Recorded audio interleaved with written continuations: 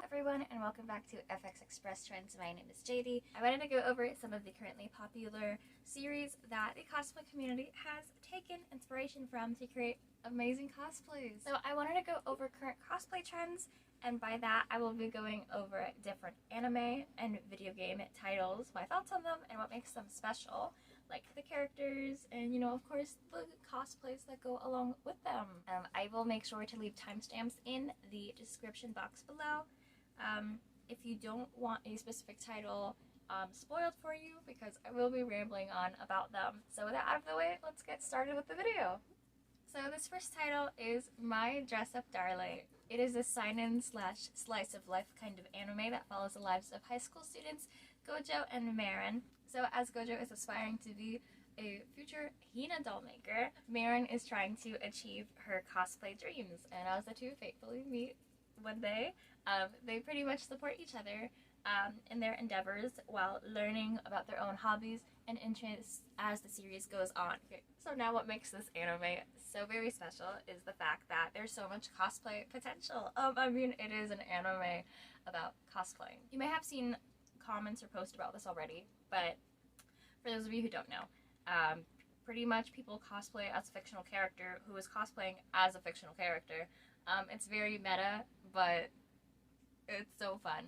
Not only is it super meta, but it also relates to many cosplayers, both experienced and new to the concept, as the characters are growing and learning more about cosplay as they continue. The characters are just so lovable, especially Marin, and she is just so cute. It was important to include this title not only because it's popular, but because I really love Marin. She is like best girl in anime, obviously. Well, as of right now she is. In a sense, like, she's super down to earth and she doesn't come off like, you know, a superficial popular girl, you know. She carries herself quite respectable when she isn't going off about things. She can carry herself quite respectable when she really needs to. She's super friendly, connects with others easily, and respects and supports those around her, only asking for, you know, that same treatment. So when making her first cosplay, she pretty much puts her friend Gojo through hell, unintentionally, trying to meet a convention deadline. And that's right, he did get to experience his first con crunch, and oh my gosh, oh my god. Even though it was unintentional, Marin did realize her mistake and address it properly. Okay, she truly shows remorse and fully apologizes for her error and miscommunication. I would definitely check out Giguk's video on this. Garnt better explains this in his video about the series, so if you want to check that out, I would totally do that. Plus, it is something that actually pushed me into watching it. So as for cosplayers, it seems like something that is very common to cosplay at the moment. I love all the Marin cosplays. They are just so cute and creative. Whether they are homemade or store-bought, I think they're so lovely. And I just love seeing all like the casual Marins, like in her like regular schoolgirl outfit, but also like the really meta ones of, you know, a fictional person cosplaying a fictional person being cosplayed by an actual person. Even though I really love Marin's like schoolgirl uniform, I do love her first one. Her first cosplay is the best cosplay to me because it's just so magical and cute, and the way she lights up in it, oh my gosh, I love. So next up on this list is SpyxFamily. I'm just kind of running through these anime right now.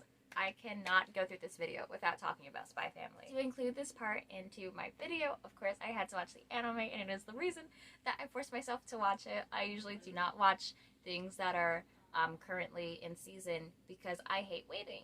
I'd rather just binge things. Of course, Netflix taught us to binge, so I just have to, I like going through it at my own pace and going from there. But, you know, I watched the first part recently, and it was absolutely wonderful. It is pretty much about a spy who must create a fake family in order to get to his real target. So the plot is loosely based and kind of plays off like a slice of life. So little by little, this fake family actually grows a lovable bond, which we get to see grow, and I'm so excited to see how it kind of progresses the story, because eventually the plot must be solved, must be addressed. How could you not love the Forger family? They are so cute. So as for the characters, you know, the parents, they are obviously hot. Have you not seen them? Have you not seen them?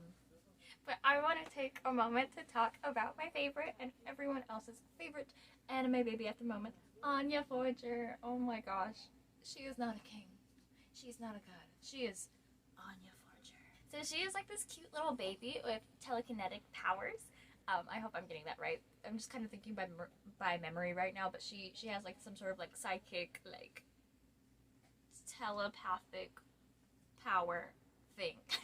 She's super sweet and determined, and she isn't afraid to help others. And I love how this little baby is just being so selfless and helping her parents and helping others around her. She's definitely one of the best characters out of this anime. She takes lead in so many ways and does her best to help her dad. So as for cosplays, I just really love the Lloyd cosplays that I've been seeing.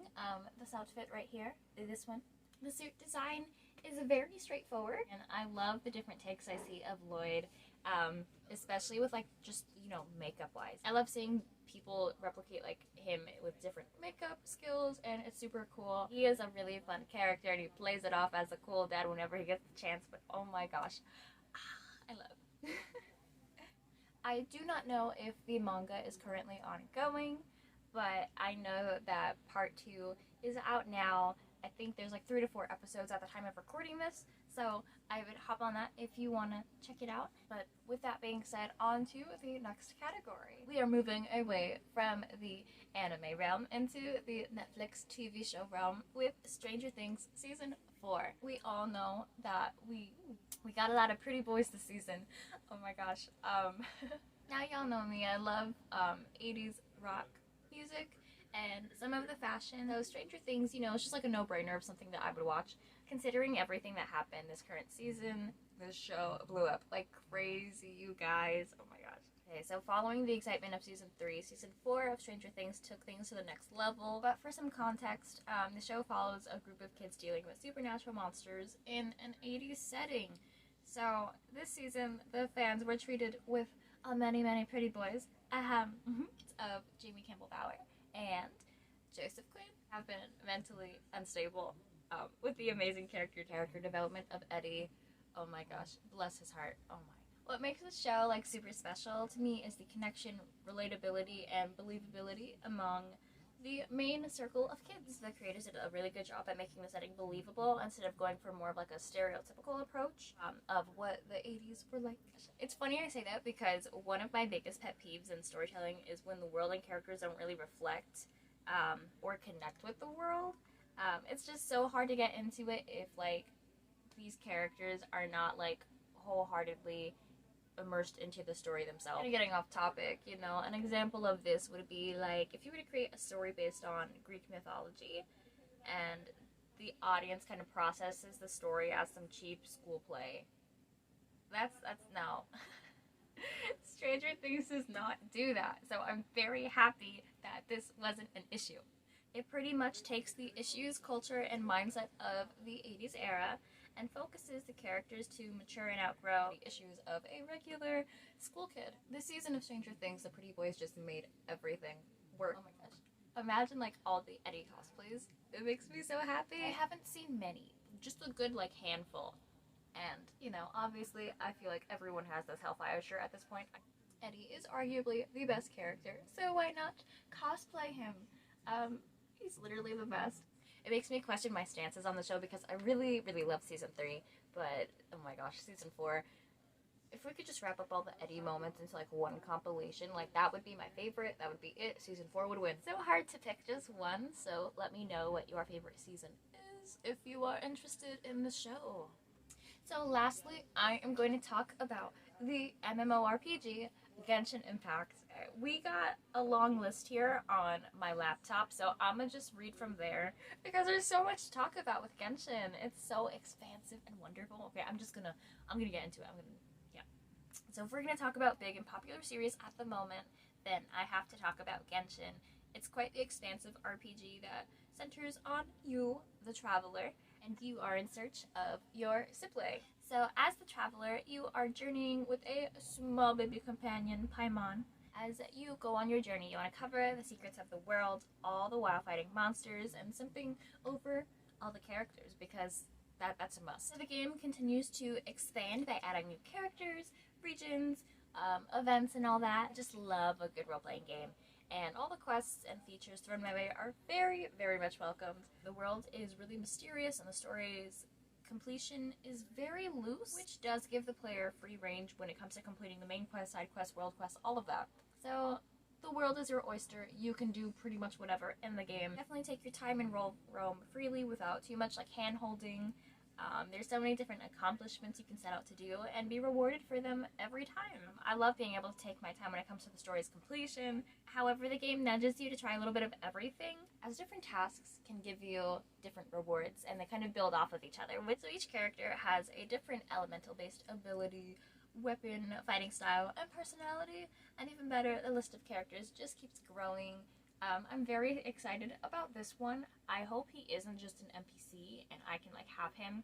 I loosely play the game, so I don't know if he's actually available or not, but I just want him. So the gacha element of this game is what dragged me into it, and the payoff is worth the trouble of trying to get a new character. I don't buy my primo gems, so when I pull for a character, maybe have like 2 tries at most. It's so sad, but you know, what can you do, honestly? Some of my favorites are like Hu Tao and Noelle, and my main is Ningguang. I just really love the Geo characters. They are super cute, they match my playing style, and I love them. Genshin cosplayers that I've seen are super ambitious, but once the cosplay is finally put together, whether bought or handmade, oh my gosh, it is so cool. It's like it just came out of the game. It's wonderful, and you know, I love this about cosplay because you can, you know, be whatever and like put your own spin on things, but like also you are the character, and it's just great. So some of my favorite cosplays from the Genshin series at the moment include Goro and Klee. Goro is pretty much this cute Geo fox boy archer. I do have him, and he is very fun to play with, and I'm glad I have a Geo archer now. I usually just stick with like with Amber, who does like fire, because that's just the common element you need most of the time. But yeah, I love playing as Goro whenever I get the chance. And then Klee is just this cute, explosive fire baby, so cute and small, and I love how like ambitious and scary she can get when it comes to her bombs that she makes and carries around. I also love the idea of how she could be the love child of Jean and Diluc. I love those 2 characters. I think it would be cool if this was their child. But yeah, those are my favorite cosplays of the Genshin world so far. Before closing out this video, I do want to list some honorable mentions. I've seen a lot of cosplays from the following titles. We've got Belle, Five Nights at Freddy's Security Breach, Squid Game, League of Legends / Arcane, and Jujutsu Kaisen. There have been so many amazing cosplays from these titles. And I do not know much about these because I have not watched or played or seen any of these things, but I have seen a lot of cosplays concerning these. So I think it is wonderful that there's so many cool new things that people have been just cosplaying lately this year. As I'm recording this, it is October, and I'm sure there will be more to come November and December. So pretty much these have been the like main cosplay trends this year, and I am excited to see what there will be in store for it next year. So if you like this video, make sure to like, comment, and subscribe, and I will see you in the next one. Thank you so much for watching. Take care. Bye, guys.